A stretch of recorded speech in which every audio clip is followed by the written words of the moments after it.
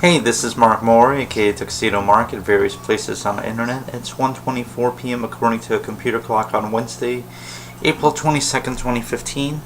And this is my review of Betty and Veronica number 275. It's finally out. I just read it, and want to share my thoughts about it. This is the Farewell Betty and Veronica storyline where they go on a student exchange program to 5 different nations around the world, while 2 foreign exchange students come to Riverdale. Okay, this has been plagued with delays. This is part 4, and here's the thing. I don't think this series has that this overall storyline has been consistently titled.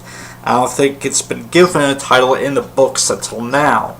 And here they call it Farewell to Betty and Veronica Part 4, Caught in Their Own Trap.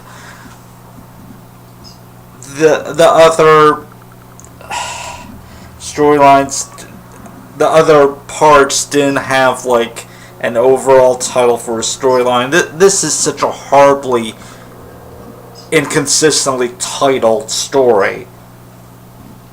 It's kind of like, I don't know, the Rambo films or the Fast and Furious films. But anyway, Betty and Veronica have switched places. Yeah, they're dressing as each other and I think dyeing their hair or something. The funny thing is they actually do look like each other. The comic doesn't go that far to address that. Their excuse for doing this is that they're going to places where no one has ever met them before. But it would be hilarious if they do run into people that they've met before and they don't recognize them. Because seriously, Betty and Veronica, at least in the comics, look exactly the same except for their hair color. Anyway, they're arriving in Mumbai, in India. They're meeting their host families.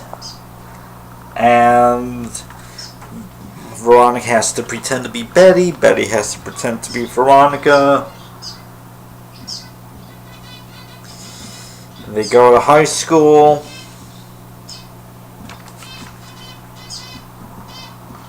Meanwhile, in Riverdale, USA, yes, let's not name the state that Riverdale's in at all costs. It's in New York. But anyway,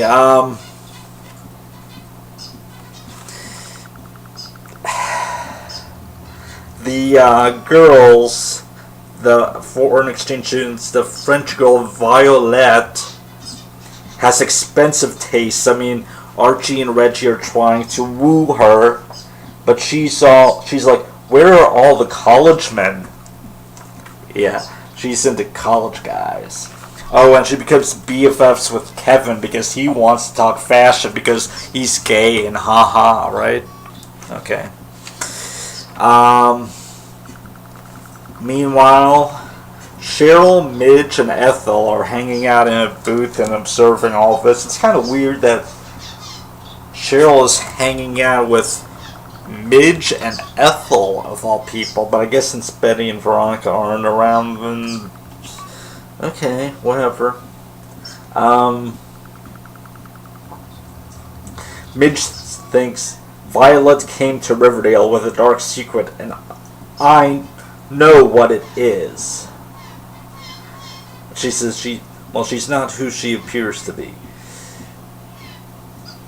Okay, well, I don't know.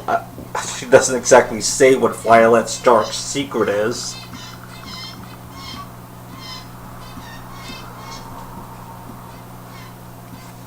Apparently, let's see. Oh, the other girl, the girl from India, Bonnie, or however you pronounce it, comes by.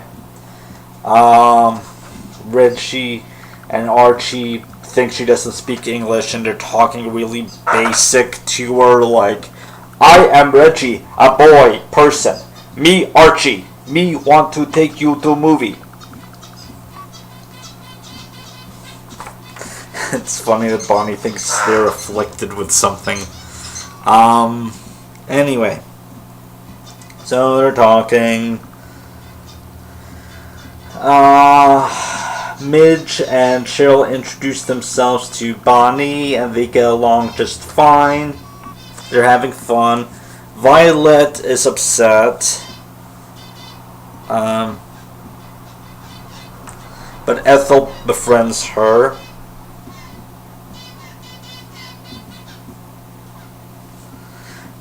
And Violet's upset because the other girls ignore her. We still don't know what Midge thinks Violet's deep, dark secret is. Except that she's not who she appears to be. This goes nowhere.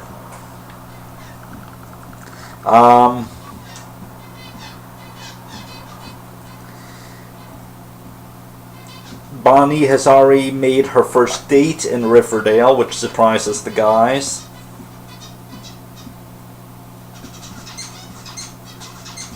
It's Dilton!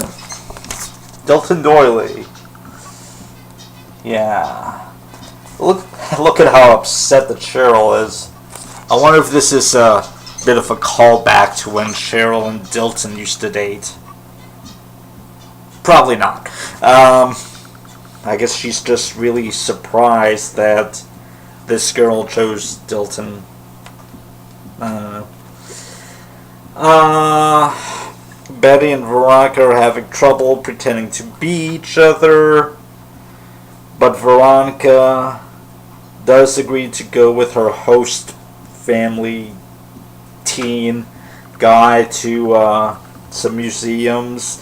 And Betty agrees to go with rich host family's guy to check out the hot spots. So they're, being each other. Meanwhile, Archie's being really busy with work and collecting money, and this is not explained. It just comes out of nowhere. It's not explained. And then it finally is explained. He's like,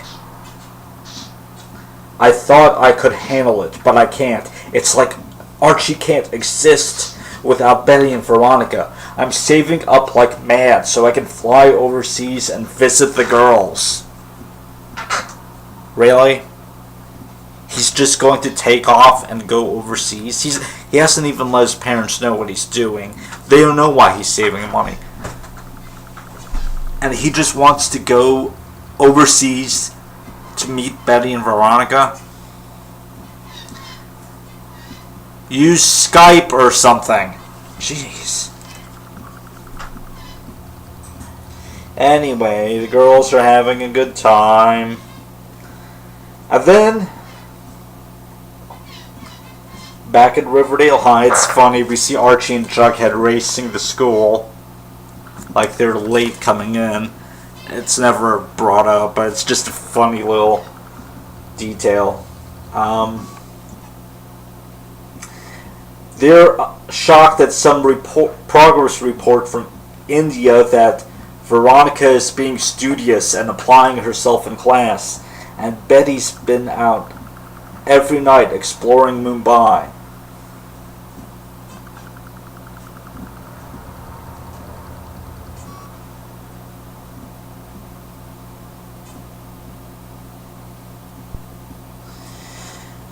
Miss Grundy says, well, this file isn't funny. If true, it's tragic. I guess she means the one about Betty enjoying the nightlife. No, she means it's from their guidance counselor, Mr. Rizzi. He apparently wrote something very serious. Very, very serious. They don't say what it is, but whoever she is, sent a note secretly to him because she's embarrassed. And then Mr. Weatherby says no one likes to be looked at as a quitter. Then Miss Grundy says she says things weren't working out and confesses she made a big mistake. She wants to go home. And then Mr. Weatherby's like, we have no choice. Call her parents. So apparently either Violet or Bonnie wants to go home. Oh no, tragic? Whatever, who cares?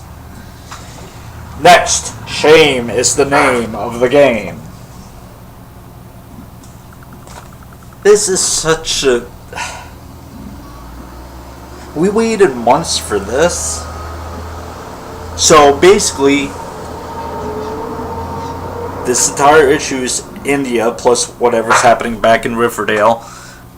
Betty and Veronica switch places, and there's some minor things like, oh, hilarious, they have to learn how to behave as each other. Yay. There's no consequences to this, at least not yet. Presumably they'll be off to their next nation in the next issue. This is only number 2. There's still 3 more nations that they have to go to.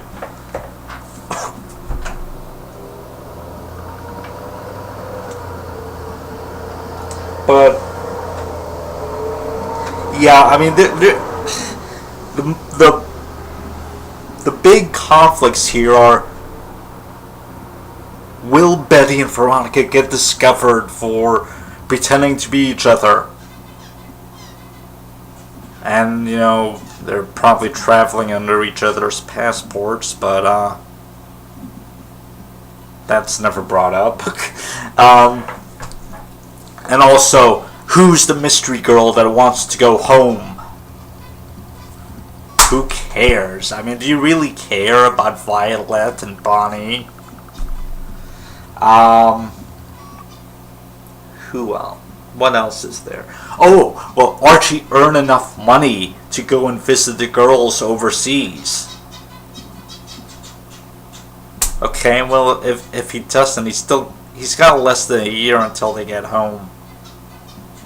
And of course, you know, the Archie title that's running at the same time is completely ignoring this story. They're still in Riverdale. Then we have some kind of one-page essay by someone named Donna Dickens about Betty and Veronica. It's nothing really special, but the next thing is, this is odd. Okay, first of all, the actual Part 4 story runs 24 pages. A bit longer than a standard story nowadays. But here's page 23, and then the next page is 24. So they upped the page count a bit, I guess.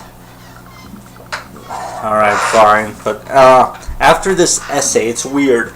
They reprint a story from a few years ago from one of the Betty and Veronica digests. They had this little recurring storyline back in 2000 something, in the mid-2000s somewhere. A memory lane kind of storyline. Basically, there was this street in Riverdale called Memory Lane. If you walk down it, you walk into the past.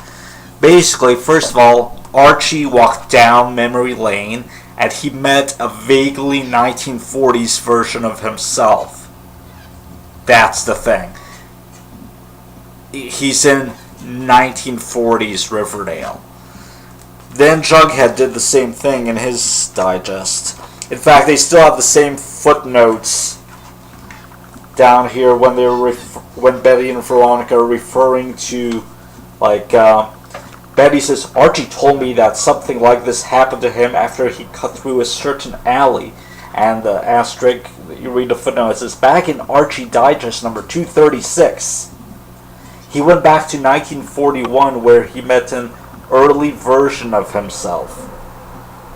Later, the same thing happened to Jughead, and then it says, it happened in Jughead's Double Digest number 138. Okay, this one, I don't remember which issue of which Betty and Veronica Digest there was, but, you know, it was a few years ago already. No earlier than 2006, I would say. I guess it's nice to have it reprinted as a standard-sized comic. It's 12 pages long. It's nothing special. Betty and Veronica meet 1950s versions of themselves. In the original digest that they printed this in, they actually reprinted the first issue of the Archie's Girls, Betty and Veronica series from the 1950s. Then we have a Betty's pinup page. I guess from some other era. It doesn't look like 50s. Followed by Veronica's pinup page. So basically just bonus material. So all told, this issue has 36 pages of story, plus 2 pinup pages, so 38 pages total. It's a nice bonus, I guess. I don't get why they did it.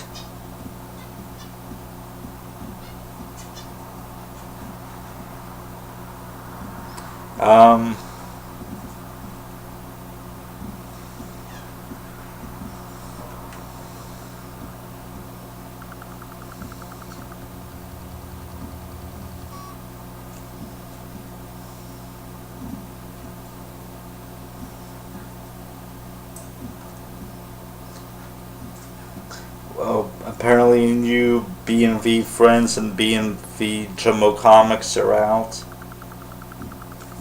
Judging by this advertisement on the bottom.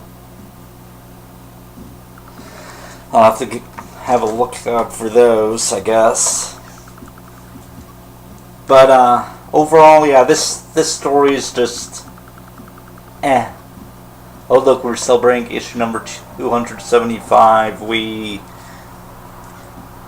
I'm pretty sure that this series is going to end as soon as this storyline is over. And in my opinion, it cannot be rebooted fast enough. Because really...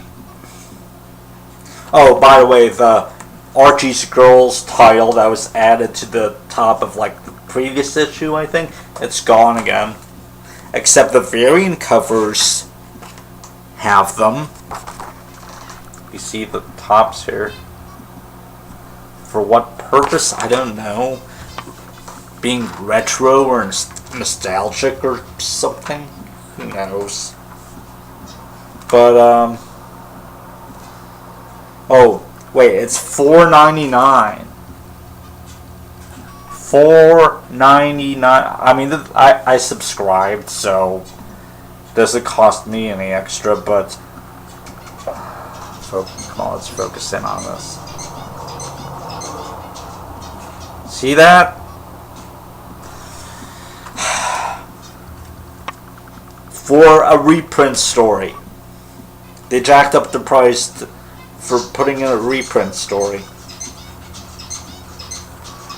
Guess they really want to make money off this, don't they?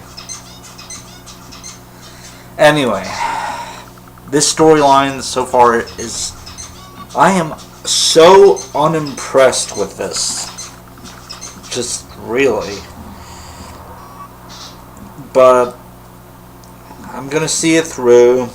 I'll buy the last few issues to see how it all turns out. And how... I don't get the title. How are they caught in their own trap? They haven't been caught yet. The only thing that comes not even close to being caught, as they're mildly inconvenienced when they have to remember that they have to act like each other. Anyway, I've rambled long enough. It's 1:44 p.m. and that's it. Thanks for watching.